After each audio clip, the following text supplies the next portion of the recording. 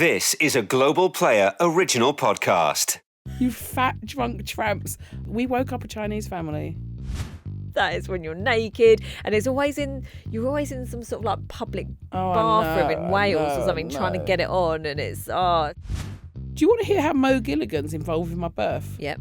The baby popped out in the car. Oh, well, it happened. In the footwell. Oh. Nothing wrong with speeding to get a Chinese. I don't see nothing wrong with a little wonton. Welcome to Shouldn't Laugh Pod. Shouldn't Laugh Butt, that's what we're called. So hello, lovely, loyal butthead listeners. How's your week been? Oh, good. You know what I'm doing, right? I'm going to tell you what I'm about to go. I'm sodding off to Devon today. I'm having a long weekend because it's bank holiday weekend. Bank holiday comes 6 times a year. Then it's back to work. AGAIN. So I'm gearing up for a nice surfy weekend. All the fam. Mate, that sounds lovely. Clutch has gone on the car, so we're going to have to hire. Yeah. But it's going to be really, really lovely. Sunny weather. Sunny weather. I want to go to Devon. Come, because I think we'll just hire a bloody minibus at this stage. But I cannot wait. I cannot wait to get away. Bit of sun. Bit of sea. Lovely, bit of being knocked about. Surf, yeah. But I love a long car journey. Yes. Do you love a long car journey? I love a long. Actually, I thought I did, and then we drove to Cornwall in January. It was January. It's long, isn't it? When you get to Stonehenge and you're like, fucking hell, we're not even halfway there. Well, this is it. This is why we end up going to Essex. But we're going to go to Devon, and obviously, I don't drive. Yeah, Not obvious, but I'd really love our listeners to write in, just for my sheer comfort and sense of self. If you are in your 40s or 30, if you've never learnt to drive, please let me know, and let me know the reason why. I have learnt to drive, but I get too distracted. You're a Londoner, mate. I'm a Londoner, so I never had to learn. But I'm also, even in driving lessons, I'll be like, oh, I didn't know there was a charity shop down this high street. Yeah. I'm easily distracted, yeah. But I'm a very good passenger. I'm the navigator. I'm the racking up tunes person. I'm the peel an orange for my husband. It's something. You're the DJ. You're the navigator. I've got snacks. I'm all over it. It's a little bit of a thing that I'll peel an orange for my husband. It's a little romantical gesture from our first road trip that he says was such an act of love when I would peel an orange and give him segments. And it's become a little thing. Isn't that cute? Like if someone says, what's your love language? Peeling oranges while he's driving. I say I'm a good navigator. I'm not, right?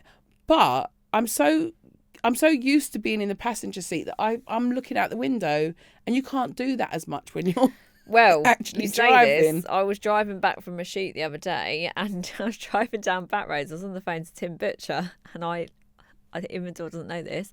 I approached the road, didn't realise it was a roundabout, and nearly crashed because the car. So I was distracted, like la la. It was in a really nice area. The car had to stop. I could have killed us both. My indoors says that it takes 2 people to have an accident. He's a very safe and steady driver. Thanks, so Ali. It's as long as you made an error, but it's when 2 people aren't on the ball when a crash happens. Yeah, I mean, it's so terrifying watching crashes and stuff. I know. But as a driver, what happens when you put someone behind the steering wheel and they're hungry? Mate, I am all about hard relates. We did it in the earlier episode this week. I love a hard relate. Yep. And there's just some people, we're on Shouldn't Laugh But. We want to laugh at this person. Yeah. You can't laugh at someone when they're your spirit animal. I was going to say, criminals. Sometimes we relate to them. Mr. Chris Wisdom. What a name. How can you diss a man called Chris Wisdom? The clue's in the title. Whatever he does makes sense. He's been done for going 135 miles per hour on an A road in Norwich. But why was he driving so fast? And this is when the wisdom comes in. And I swear, any police officer that wants to nick this man, what is his crime? There is no crime here that I can see. 135 miles an hour because he was going to pick up a Chinese. The best takeaway. Big John would approve. So it was Norwich and Norfolk, right? So someone that's grown up in a village, in somewhere remote, there's no good Chineses near you. Sometimes you have to speed to get to a good Chinese. Yeah, I've got a real weird thing, right, where I'm like, you know, when you're in small towns or in a holiday town, not the Norwich holiday town, but you know when you see them old school Chineses that are still doing like Tin lemon tins. chicken, Yeah, it's got and it's basically like- lemon curds on a fried bit of burger on a Yeah. like I've got a real nostalgia for a shit Chinese.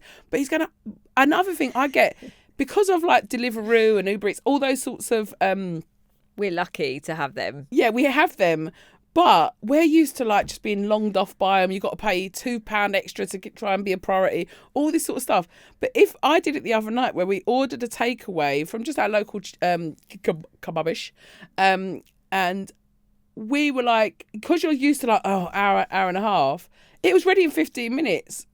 My indoors had gone to do a Lidl, and then I was like, Ali, it's saying it's ready to pick up. It's ready to pick up. So sometimes you're just like, whoa, 135 miles an hour. Excited. He was excited. It was Saturday night. He was having a takeaway. Why would you not drive? He's excited. I even want a Chinese now reading about this. I'm hungry.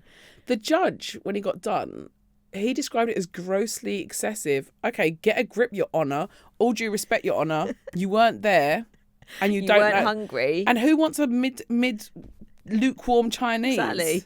He had his whole family waiting. He had to get home quick. He wanted it hot. Oh my God, it's making me so day one of healthy eating, and I just want a Chinese in my face. Mr. Wisdom has been banned from driving. That is a crime in itself. What, forever? Well, sentenced to court following the incident. I mean, maybe forever. Nah, that's too harsh. That's I'm going to too write to harsh. this judge and be like, listen, His Mr. name Wisdom. is Chris Wisdom. Who's, you know. I know. This feels really unfair. It just feels really targeted. Have you got a takeaway story, by the way? I'm just clutching. Have you ever done that? I'm You're just clutching starving now. my Have you had stomach. breakfast? I know breakfast. Being healthy, so I had 2 eggs on a avocado bit of toast. Oh, I love a boiled egg. It was really good, but now I want sweet and sour chicken balls I've embarrassed myself. We once woke up a whole Chinese family. to get your takeaway. We couldn't find. We all staggered in drunk one night, right? And we couldn't find anywhere open. The chicken shop was shut. We didn't really know what time it was. We were like, yeah. And this is years ago, before Uber Eats, before that. So we're just ringing anyone in the book.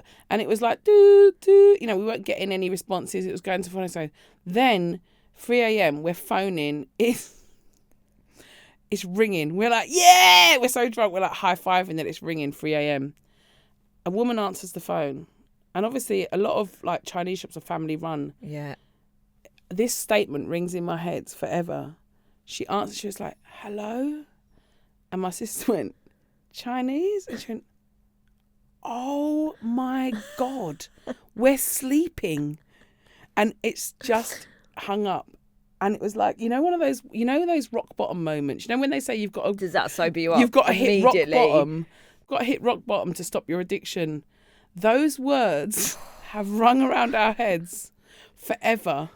Oh my God. That made me feel a bit sick. We're sleeping. That made- It was like, I just had images of their children crying. It is the worst story. Like, Mum, you it's fat Daddy. tramps. You fat drunk tramps. Oh my God. We're sleeping. We woke up a Chinese family. Also, they probably thought it was It's an the emergency. Yeah, it was the we. We're sleeping. Like, haven't you fucking fat bastards had enough? That's even made me feel a bit like, that's made my stomach sink, when you're like, oh God. Oh no. I don't have any funny takeaway stories like that. Have I told you this story? Oh, my friend Kelly, her dad, he phoned his local Chinese and he said, hello? Is that the Chinese down the road? The guy on the phone went, I don't know, what road are you on? Is that the Chinese down the road? He was like, I don't know, what road are you on? What is wrong with Cockney men? I just love it. That is the funniest story. I love that. That's brilliant. So bloody funny. So, Mr. Wisdom. Mr. Wisdom, not so wise, Not so- apparently, according to the man. According to the Your Honour, but I Yeah. think he was very wise. Like, Yeah. I don't see nothing wrong with speeding to get a Chinese. I don't see nothing wrong with a little wonton.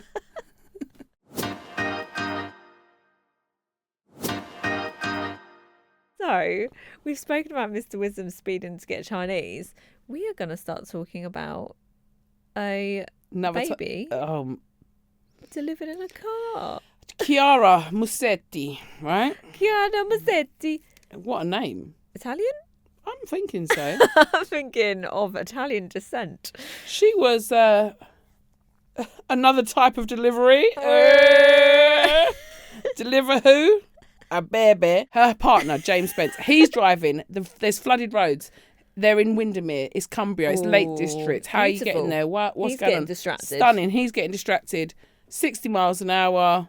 She don't get to hospital. Uh-oh. Giving birth in the car at 60 miles an hour. As someone who's given birth, yes. You, how does that make you feel about giving birth in a car? It just pops out. I've had 3 very different births, but I mean, I once had a comedy. I've had 2 real comedy water break-ins. You know what I mean? Like once, Alfred came a couple of weeks early, and I stood up, and I had my waters broke, and that is very rare that you see it on. Oh, my water's just broke. Yeah, you know, you always see it in movies, and you roll your eyes and you go as if that happened, but genuinely, my waters broke. Like, what the Gushed heck? everywhere. Yeah. Right. Do you want to hear how Mo Gilligan's involved in my birth? Yep. This is the weirdest story. Yes. About 9 years ago is when he really blew up. Couple of cans, Julie. You know, it's like Barbados. He became the nation's sweetheart. Everyone loved Mo Gilligan. And everyone adored him. It was the 31st of March.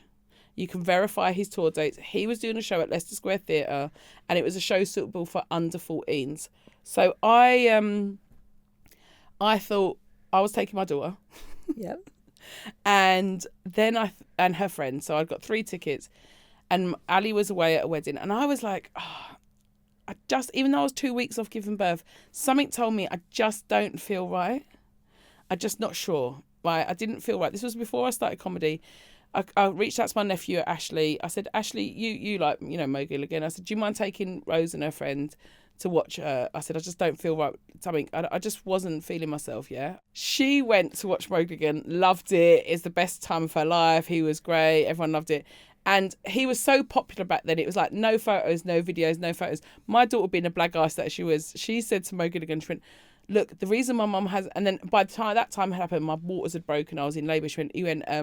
She said, I don't think I've told Mo this story, She said to Mo, can you just do a video? My mum couldn't come because she's in labour.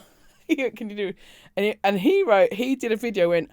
Hold tight, Laura. We like the babies, which was his catchphrase, we like the babies. Hold tight, Laura. And it's such a funny. And then she sent it to me. I was in the throes of labor going, cheers. And it was just the most surreal thing. And I've worked with Mo since, and I don't think I've ever had the bravery to tell him the story that I've got this blessing during labour from my 14-year-old daughter it's so funny. I feel like... Isn't that a dumb story? No, I love it. And you do need to tell him. You've told him now. I've told him in the pod. But what if that was happening whilst you're in the car? I don't know. It's not good. But the baby popped out in the car. Oh, well, it happened. In the footwell. Well, thank God it was healthy. I mean, look, people have been giving birth for millennia. This is what happens, but... That is that. Louise. Oh God! Imagine £8 though, solid 8 pounds. Imagine 3:30 a.m. Imagine the husband as well, driving, and then she's just like, what would you do? Oh, my mum gave birth to 3 babies at home, and my sister Amy, one above me. My mum went into labour. She was born half hour later. My dad delivered her. Oh, fucking hell! Can you imagine? And my mum, this is what I think I've got my mum's lack of, she just cracked on. Just get on with it. Had the babies. And I was born, and there's pictures where she gave birth to me at night, and everyone woke up, and there's all my siblings around me because they just went to school as normal. My mum probably did the school run. Yeah. Just that old school. Just nothing. It's nothing. Yeah. Just had a baby in a car. Yeah. Pulling up to the hospital oh God. No. I haven't had a baby, but I can imagine it's very painful. And in a moving car, battling with travel sickness. It's really weird. I've had a C-section, and that was undiagnosed breech, so I went 14 hours of labour, then had a C-section. I had an induction with Bonnie because they thought her waters were low, but she arrived 2 weeks early. And then, Alf 2 weeks early on April 1st, April Fool's Day. Hey, there we go. Well, there we go. So lots of driving things. I mean, you'd rather have a Chinese than a baby. 100%. 100%. I'd rather speed to get Chinese than Have to you give seen birth. that tweet when someone said, you know, when you've got a warm Chinese on your lap and you're taking it home, I imagine that's what it's like bringing a baby back from the hospital. And then your car smells like your car would smell like Chinese for like weeks afterwards, and it's a nice smell. It's like a smell you get into at 7 a.m. and go, I could have a Chinese. Chris Wisdom will never know that smell because he's been banned from driving. His car's in the pound. The car's still going the pound. Right. We love hearing from you and we want more stories. Have you ever given birth in a car? Have you ever given birth to a Chinese? Have you ever shot yourself? We've got a story from Tanya. You've got to read Tanya's story because I ain't got my bin. Oh, I love it. But I can't wait to give you my reactions while I'm listening to the story. Hi, Laura and Carmen. Absolutely loving the pod. Howling laughing at every episode. This is what we like. Yes, Tanya. I've got an embarrassing story for you. So picture this. First time in Japan. Okay. Which indicates you've been to Japan more than once. Love Quite it. Flash Harry. Love it. I'm feeling adventurous, culturally curious, and importantly, freshly lasered. That detail will matter later. I decide I'm going to fully immerse myself in the culture. I'm going in, literally, to an onsen. Ooh, one of those traditional hot spring baths where everyone is, you know, completely naked. Oh, a bit like Austrian saunas. To ease myself in, I pick a foreigner-friendly place. Ooh, it had English signs, so it's a bit less intimidating. Right. Okay. I walk in, they hand me these cute little pyjamas, and I'm like, oh, this is lovely and civilised. I can do this. So I strip off and pop the pyjamas on, feeling very spa chic, and head upstairs to where the baths are. Now we reach the moment of truth. I take off the pyjamas, put them neatly in a locker like a respectful, cultured adult, and suddenly I'm standing there, fully naked, no turning back, just me, my confidence, and absolutely no hair to hide behind. I swear our listeners are the best writers on the planet. Yeah, they are. In front of me is this glass door separating the changing room from the onsen. On the other side, a room full of completely naked Japanese women, just living their best peaceful spa lives. I go open the door, nothing happens. I look around. Japan is very high tech, right? Everything's buttons. There must be a button. I spot a big red one on the wall. Jackpot. I press it. Nothing. I'm pressing it again. Still nothing. Now I'm standing there, fully naked, jabbing this red button with increasing urgency when suddenly an alarm, a full-blown emergency alarm, and I look up and every single woman in the onsen has stopped, dead still, and is now staring directly at me through the glass while I'm completely naked and rapidly turning the colour of a tomato. And I blush badly at the best of times, so now I'm not just pink, I am glowing. At this point, a staff member comes rushing out, saying something in very alarmed Japanese that I'm pretty sure loosely translates to, "What are you doing?" I, of course, do not speak Japanese, so I just panic, point at the bath like, I just want to go in there. And then, in the most humiliating slow motion moment of my life, she gently slides the glass door open. Oh, no. No button needed. It was never locked. The button, the one I've been aggressively pressing multiple times while naked in public, it was the emergency alarm. Yeah, we guessed that, Tanya. So yeah, that was the moment I truly immersed myself in Japanese culture and also traumatised an entire room of very calm, very naked women. Oh, and in reference to my laser, Japanese women rock a full bush. Okay, something we didn't know. You've taught us all. If we're not earning, we're learning. I love that that maintenance level as well. Yeah, lovely. You lasered. Yeah. So I felt even more naked. Do either of you have anything embarrassing naked stories to share? All the best, Tanya. Oh, naked God. stories. I'm trying to think of any. Have you got any? Have you got any naked embarrassing stories? naked stories? I'm trying to think, actually, Tanya. But I need to go back on a few points here. One, I feel like every person that's ever wrongly used a disabled toilet has made the mistake of the wrong flush and pulled a cord. Yes. You know, that's. I think disabled toilets are absolutely designed to ruin people that shouldn't be using them. Yeah, and I think that's fair. Yeah, I think that's fair as well. I'm still processing Japanese women rocking a full bush. Yeah. I feel like most Japanese women I've met or seen look so manicured and petite and perfect that I would think they'd be all over a bush. Yeah, I mean, I respect it. I really respect it. It's low maintenance. They don't have to spend money on waxes. Oh, yeah. My only embarrassing story is obviously when I got my tattoo done for my chest, I was like, oh, we can film it for our socials. And you're like, oh, okay, great. I don't know what I was thinking, but I didn't really relate that to that my full torso would be on socials. Right, Do yeah. you know what I mean? I love the video. I'm very proud of it. I've had lovely feedback from it. I've had lovely messages. But there's a little bit of like, that's my flesh. Do you know what I mean? Yeah. It's like something about being naked where you're quite vulnerable. Oh, yeah. It's the definition. It's the epitome. Yeah. The epitome. I'm trying to think, Tanya. The only one that does spring to mind, I think I've spoken about it on the pod already when I was doing that surf lesson. Oh, yeah, tits out. Tits out. I've had a tit slip Yeah. in Norfolk, by the way. I was on the beach and I was much younger and just a tit just slipped out. Yeah, and they're just, like, I was falling really by the sea wall and I heard a lot of sniggering and then it took me a minute to be like, oh, look, there you go. What about actually, there is nothing more embarrassing than trying to get into a wetsuit. Oh.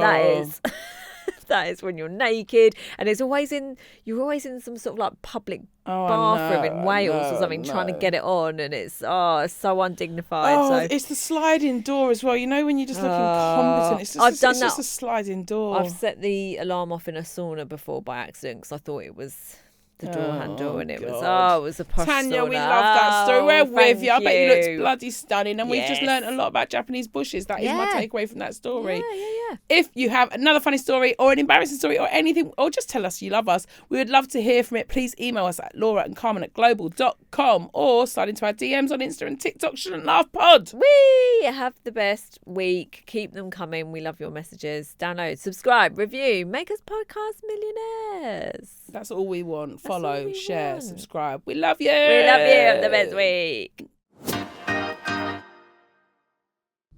This has been a Global Player original production.